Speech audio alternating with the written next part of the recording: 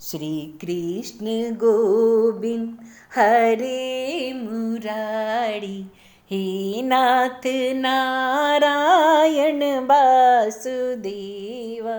श्रीनाथ गोविंद सखा हमारे, एक नाथ गोविंद सखा हमारे, हे नाथ नारायण वासुदेव। अथाष्टदशो अध्याय। वामन भगवान का प्रकट होकर राजा बलि की यज्ञशाला में पधारना। श्री सुखदेव जी कहते हैं, हे परीक्षित, इस प्रकार जब ब्रह्मा जी ने भगवान की शक्ति और लीला की स्तुति की, तब जन्म मृत्यु रहित भगवान अदिति के सामने प्रकट हुए। भगवान की 4 भुजाएं थी, उनमें वे शंख, गदा, कमल और चक्र धारण किए हुए थे। कमल के समान कोमल और बड़े बड़े नेत्र थे।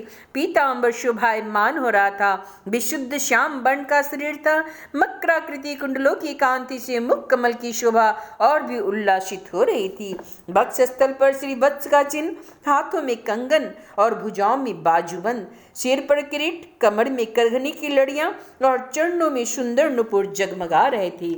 भगवान के गले में अपनी स्वरूप भूतावन माला धारण किए हुए थे, जिनके चारों ओर झुंड के झुंड बौड़े गुंजार कर रहे थे। उनके कंठ में कौस्तुभ मणि सुशोभित थी। भगवान की अंग कांति से प्रजापति कश्यप जी के घर का अंधकार नष्ट हो गया। उस समय दिशाएं निर्मल हो गई, नदी और सरोवरों का जल स्वच्छ हो गया। प्रजा के हृदय में आनंद की बाढ़ आ गई। सब ऋतुएं एक साथ अपना अपना गुण प्रकट करने लगी। स्वर्ग, लोक, अंतरिक्ष, पृथ्वी, देवता, गौ, द्विज और पर्वत, इन सब के हृदय में हर्ष का संचार हो गया। परीक्षित, जिस समय भगवान ने जन्म ग्रहण किया, उस समय चंद्रमा श्रवण नक्षत्र पे थे।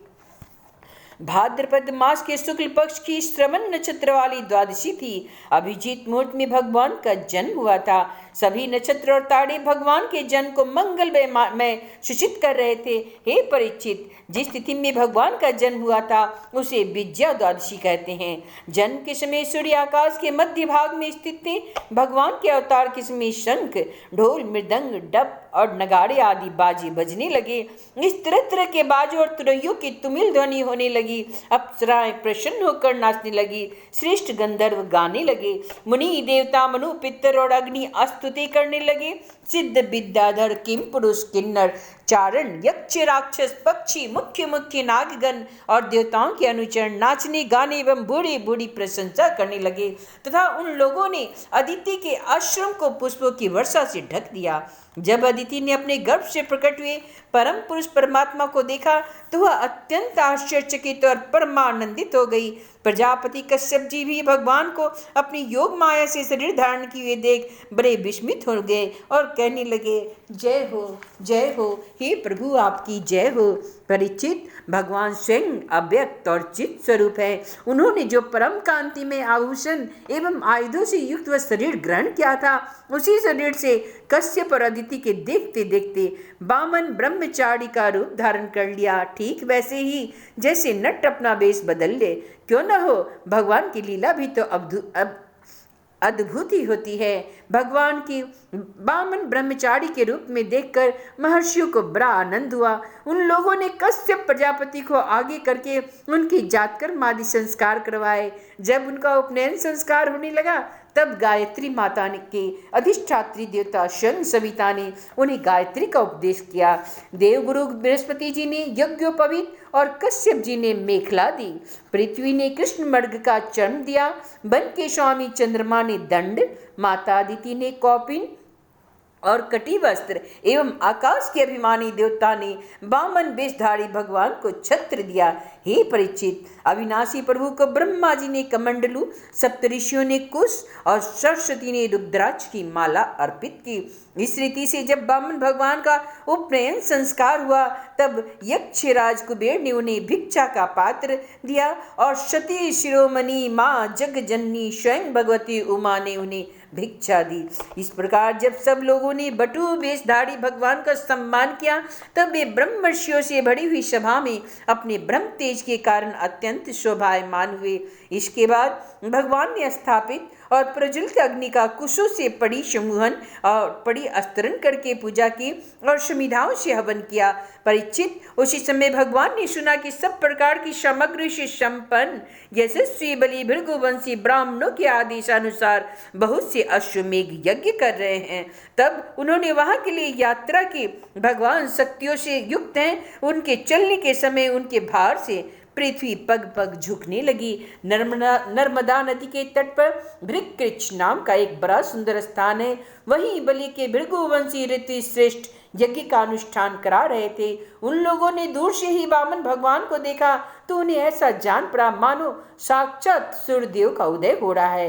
हे परीक्षित, वामन भगवान के तेज से ऋत्विज, यजमान और सदस्य सब के सब निस्तेज हो गए।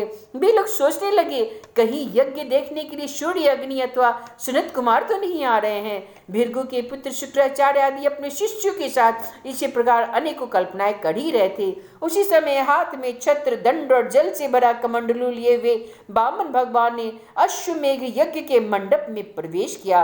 वे कमर में मुंज की मेखला और गले में यज्ञोपवीत धारण किए हुए थे। बगल में मृग चरण थी और सिर पर जटा थी। इसी प्रकार बौने ब्राह्मण के वेश में अपनी माया से ब्रह्मचारी बने हुए भगवान ने जब उनके यज्ञ मंडप में प्रवेश किया तब भृगुवंशी ब्राह्मण उन्हें देखकर अपने शिष्यों के साथ उनके तेज से प्रभावित एवं निष्प्रभ हो गए। वे सब के सब अग्नियों के साथ उठ खड़े हुए और उन्होंने वामन भगवान का स्वागत सत्कार किया। भगवान के लघु रूप के अनुरूप सारे अंग छोटे छोटे बड़े ही मनोरम एवं दर्शनीय थे। उन्हें देखकर बलि को बड़ा आनंद हुआ और उन्होंने वामन भगवान को एक उत्तम आसन दिया। फिर स्वागत वाणी से उनका अभिनंदन करके पांव पखाड़े और संग रहित महापुरुषों को भी अत्यंत मनोहर लगने वाले वामन भगवान की पूजा की। भगवान के चरण कमलों का धोवन परम मंगलमय है। उससे जीवों के सारे पाप ताप धुल जाते हैं। स्वयं देवादिदेव चंद्रमौली भगवान शंकर ने अत्यंत भक्ति भाव से उससे अपने सिर पर धारण किया था। आज वही चरणामृत धर्म के मर्मज्ञ राजा बलि को प्राप्त हुआ है। उन्होंने बड़े प्रेम से उसे अपने मस्तक पर रखा। बलि ने कहा, ब्राह्मण कुमार, आप भले पधारे हैं। आपको मैं नमस्कार करता हूँ। आज्ञा कीजिए, मैं आपकी क्या सेवा करूँ। हे आर्य, ऐसा जान पड़ता है कि बड़े बड़े ब्रह्मर्षियों की तपस्या ही स्वयं मूर्तिमान होकर मेरे सामने आई है। आज आप मेरे घर पधारे हैं, इससे मेरे पितर तृप्त हो गए। आज मेरा वंश पवित्र हो गया। आज मेरा यह यज्ञ सफल हो गया। हे ब्राह्मण कुमार, आपके पांव पखाड़ने से मेरे सारे पाप धुल गए और विधि पूर्वक यज्ञ करने से, अग्नि में आहुति डालने से जो फल मिलता है वह अनायास ही मिल गया। आपके नन्हे नन्हे चरणों और इनकी धुवन से पृथ्वी पवित्र हो गई है। हे ब्राह्मण कुमार, ऐसा जान पड़ता है कि आप कुछ चाहते हैं। परम पूज्य ब्रह्मचारी जी, आप जो चाहते हो, गाय, सोना, सामग्री से सुसज्जित घर, पवित्र अन्न, पीने की वस्तु, विवाह के लिए ब्राह्मण की कन्या, संपत्तियों से भरे हुए गांव, घोड़े, हाथी, रज, वह सब आप मुझसे मांग लीजिए। अवश्य वह सब मुझसे आप मांग ही लीजिए। इति श्रीमद्भागवते महापुराणे ब्रह्मण्यसंहितायाम् अष्टम स्कंदे वामन प्रादुर्भावे बलि वामन संवादे अष्टादशो अध्याय। श्री कृष्ण गोविंद हरे मुरारी, हे नाथ नारायण वासुदेवा। श्रीनाथ गोविंद एक नाथ गोविंद सखा हमारे। श्रीनाथ गोविंद सखा हमारे, हे नाथ नारायण वासुदेवा।